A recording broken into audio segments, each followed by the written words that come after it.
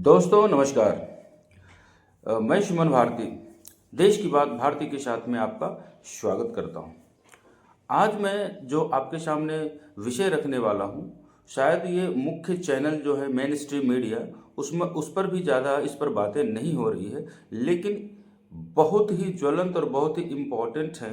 लेकिन हाँ, जिनके बारे में बात हो रही है वह आदतन इस तरह के स्टेटमेंट्स देते रहते हैं। मैं बात हिमंता बिश्व शर्मा की करने वाला हूं।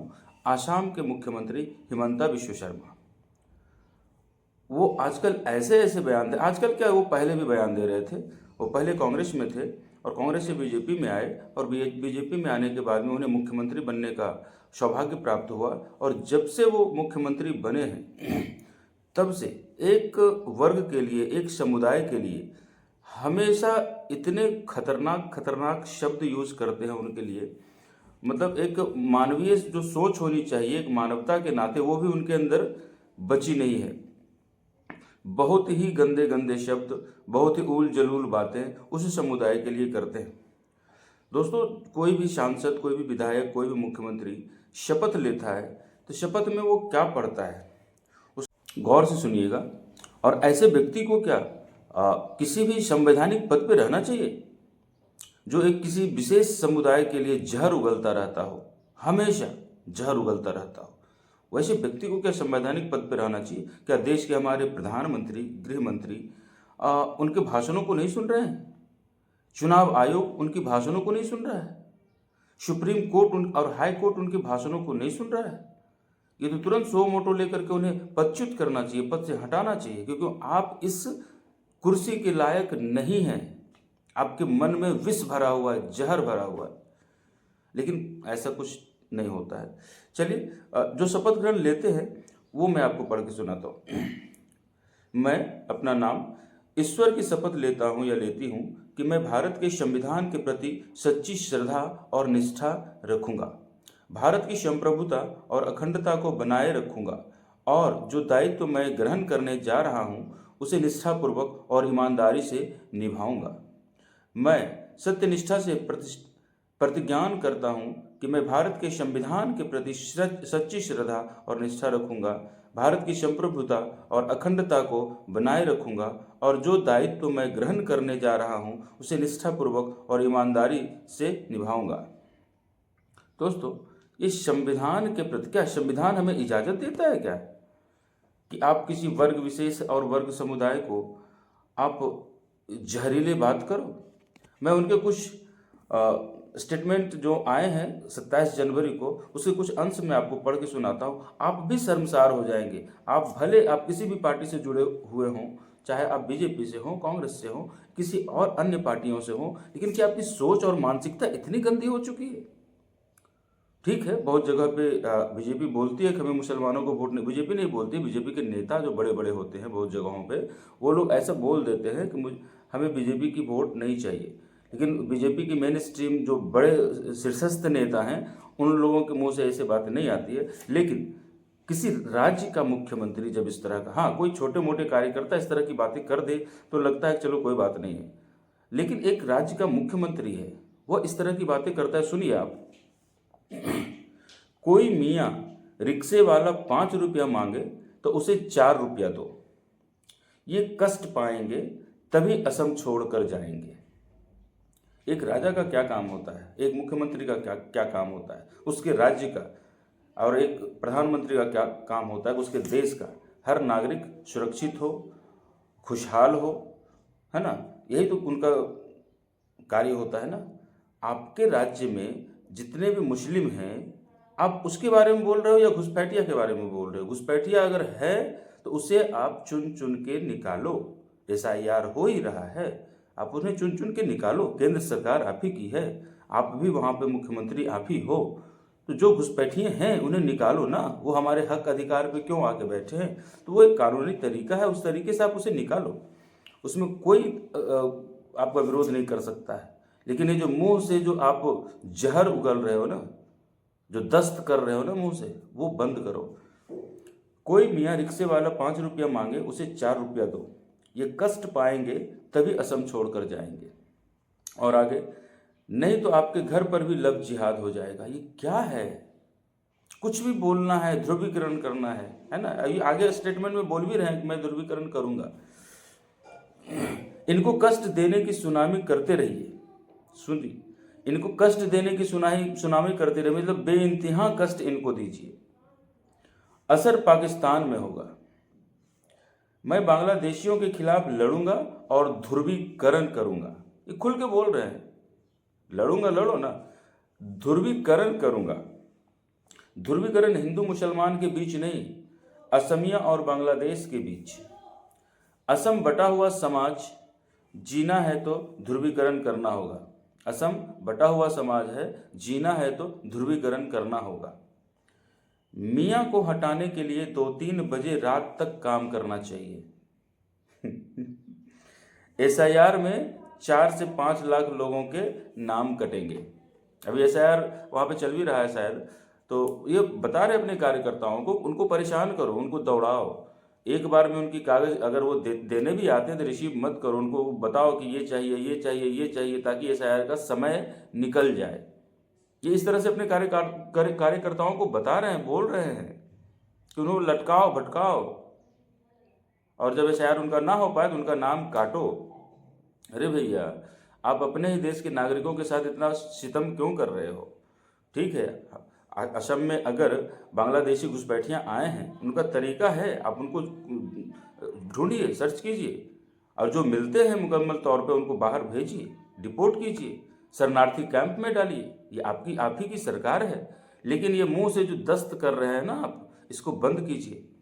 आइए डिबेट सुनते हैं संदीप चौधरी और बीजेपी के स्पोक्स पर्सन से जो सवाल जवाब हो रहा है इसी विषय पे, वो सुनते हैं।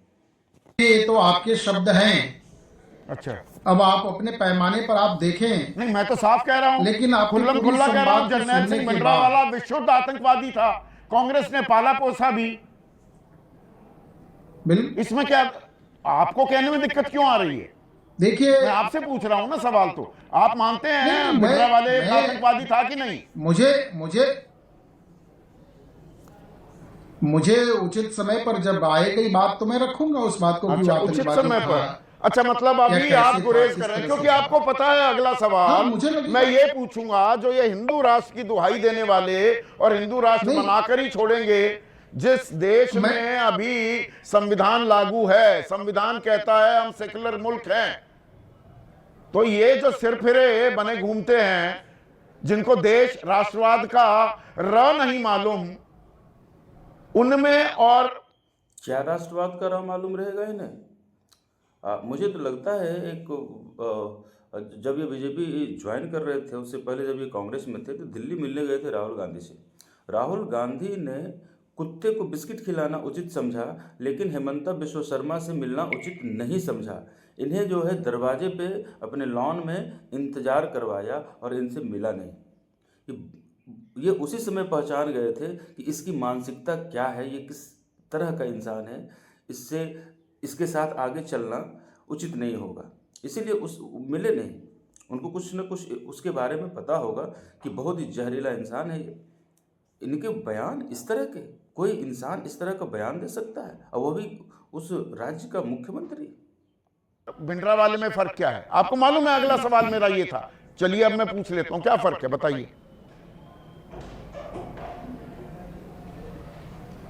देखिए संदीप जी, आज डिबेट के आपके विषय, आज का जो विषय आपने चयन किया है वो हेमंता जी के बयान पर किया है, और हेमंता जी के बयान को जरा गंभीरता से देखिए। जहर उगल रहे तो हैं बहुत एक समुदाय के खिलाफ, और बहुत महत्वपूर्ण बात वो कह रहे हैं। क्या अच्छा महत्वपूर्ण क्या है ये बताइए। नहीं संदीप जी, बिल्कुल नहीं। हाँ, समझाइए। सुन तो लीजिए, सुनेंगे तो बता दूंगा मैं। देखिए, पहली बात की मियाँ शब्द देशज शब्द है, वहां का लोकल शब्द है, वहां की आम बातचीत की भाषा है मियाँ, और वह संदर्भ है जो बांग्लादेशी घुसपैठी आए हैं उनके बारे में, पार्टियों के वो उन घुसपैठियों के बारे में उनको ढूंढ नहीं पाए, उनकी पहचान नहीं कर पाए, पूरे समुदाय को मियाँ मियाँ करके चिढ़ा रहे। पहचान करने की जिम्मेदारी किसकी थी? और 19 लाख की तो हुई थी, उनको भेज दिया वापस। देखिए जिसकी जैसी मनसा रहेगी वैसा उसे रिसीव करेगा। लेकिन संदीप जी वो बात हेमंता जो बात कह रहे हैं वह वहां की जनता को बता रहे हैं, केवल सरकार ही पहचान लेगी, सारा काम करेगी, वो तो कर रही है जो मैकेनिज्म है। एक मुख्यमंत्री जिसने संविधान की शपथ ली है, जिसने संविधान की शपथ ली है, वो कहेगा इनको कष्ट दो, इनको परेशान करो, रात के 12 बजे भी इनको दिक्कत होती है तो मुझे बड़ा आनंद आता है। तो ना तो संविधान का अनुच्छेद 14 पढ़ा ना 15 पढ़ा, कुछ नहीं पढ़ा इन्होंने, और मुख्यमंत्री बने बैठे हैं। कुछ नहीं पढ़ा इन्होंने। मुझे लगता है कि आप मुझे संदीप जी आप एक बात को पकड़ के पूरी बात कर रहे हैं, जरा सा इसको व्यवहारिक रूप से पूरी बात को समझने की कोशिश करें। वो क्या कह रहे हैं, वो ये कह रहे हैं, उसके पहले कहे और बाद में भी कहे कि रात में 12 बजे भी जहां जहां पर कमजोर संख्या में हिंदू समाज है, असमिया समाज है, वहां पर एक घुसपैठी नंगा तांडव कर रहे हैं, आतंक मचा रहे हैं। मुख्यमंत्री कौन है? इनकी बहुलता है। मुख्यमंत्री कौन है? मुख्यमंत्री कौन है? मुख्यमंत्री कौन है? डबल इंजन की सरकार है या नहीं है? मुख्यमंत्री एक सूबे का कहेगा कि मियां को इतना परेशान करो वो असम छोड़ दें, बिना किसी डर के मियां समुदाय को परेशान करो। किसको कह रहे हैं? अरे भाई, एक समुदाय विशेष को कह रहे हैं ना संदीप जी। आप अर्थ को गलत दिशा में लेके जा रहे हैं। अच्छा, मैं अर्थ को गलत दिशा में ले जा रहा हूं। ये बात हो रही है जो दोस्तों एक सेकंड में लेता हूं, बाकी फिर भी इनका डिबेट कंटिन्यू रहेगा। बांग्लादेश में 1 या 2 या 3 या 4 या 5 कितने हिंदुओं की हुई लिंचिंग हुई, यहाँ पे क्या रोष और क्या उबाल था ना, एक हिंदू होने के नाते एक उबाल था। और वही बांग्लादेशी कुछ यहाँ पे है, मुस्लिम है, ठीक है, वो गलत तरीके से आ गए हैं और यहाँ पे रह रहे हैं, उनका एक प्रक्रिया रहेगा ना, आप उनको निकालो ना देश से, सही तरीके से निकाल दो। इस तरह से बयानबाजियाँ करना, इससे होगा क्या? इसमें उनके कार्यकर्ताओं का मनोबल बढ़ेगा, लिंचिंग की जो घटनाएं हैं वो बढ़ जाएगी, है ना, लिंचिंग की घटनाएं बढ़ जाएगी। इसीलिए ये बिल्कुल ही गलत बयानबाजी इनका है। सरकार को, सुप्रीम कोर्ट को सो मोटो घुसपैठी वहां पर तो कितने घुसपैठी हैं? अच्छा बताइए ना, कितने घुसपैठी हैं? वहां कितने किसको पता लगाना है? घुसपैठिया चिल्लाएंगे, खुलकर हिंदू मुसलमान करेंगे, संविधान की धज्जियां उड़ा देंगे, आंकड़ा नहीं बताएंगे। कितने किया बांग्लादेश, कितने वापस भेजे? नथिंग। आज मुझे समझ में नहीं आ रहा है संदीप जी, एक स्वर में आप ही सारी बात कह देंगे क्या? एक स्वर में आप ही सारी बात कह देंगे, फिर बात कैसे पूरी हो पाएगी? घुसपैठिया कितना गंभीर विषय है, कितना महत्वपूर्ण विषय हेमंता ने उठाया है, कितना संजीदा विषय हेमंता ने उठाया है सरकार ने, और असम समाज लोगों की पहचान कर ली थी भाई। असम की जनता के पक्ष में बोला हेमंता है। जब तक मुख्यमंत्री बने भी नहीं, असम सरकार ने, सर्बानंद सोनोवाल की सरकार थी, 19 लाख घुसपैठियों की पहचान कर ली थी। कितने निकाले? 19 भी वापस भेजे उनमें से? No, nothing. संदीप जी, बहुत ऐसे जिला हैं, बहुत ऐसे कस्बे हैं, बहुत ऐसे परगना हैं जहां पर बहुआयत संख्या में घुसपैठी कौन डिनाई कर रहा है? वहां पहचान करके, उनकी शिनाख्त करके उनको वापस क्यों नहीं भेज रहे? जहर क्यों उगल रहे हो? समाज को विभाजित क्यों कर रहे हो? मूल सवाल मेरा ये है। मुझे लग रहा है आप बयान के एक अंश पर पूरी बात कर एक बयान, मैंने 5 बयान बताता हूं, एक बयान पर आप अटक जाते हैं।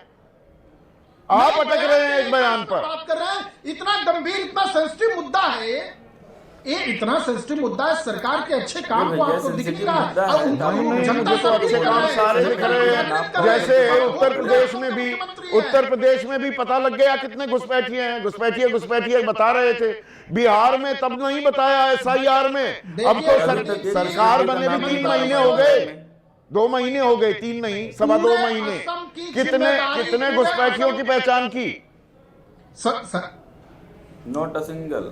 संदीप जी, ये एक प्रक्रिया है, ये कोई जादू की छड़ी नहीं है कि घुमा दिया कर दिया, क्योंकि ये कांग्रेस रोने लगती है, बिलाप करने लगते हैं सपा बसपा। अच्छा, इनके चलते, अच्छा कांग्रेस के ऐतराज के चलते कांग्रेस के ऐतराज के चलते आप ये पूरा काम नहीं कर पाते। चरण सिंह सापरा, तो आपने सुना, इनकी इनकी बातें सुना, और आप खुद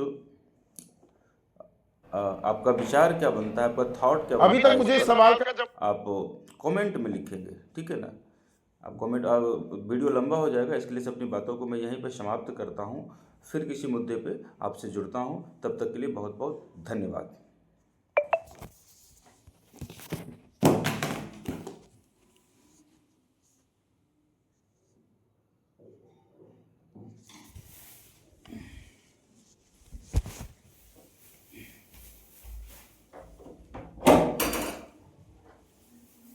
मुन्ना, नाश्ता देने के लिए है कुछ टिफिन या कोई पॉलिथीन वगैरह में दे दो। आप बिजी हो, काम हो आपका नहीं हुआ।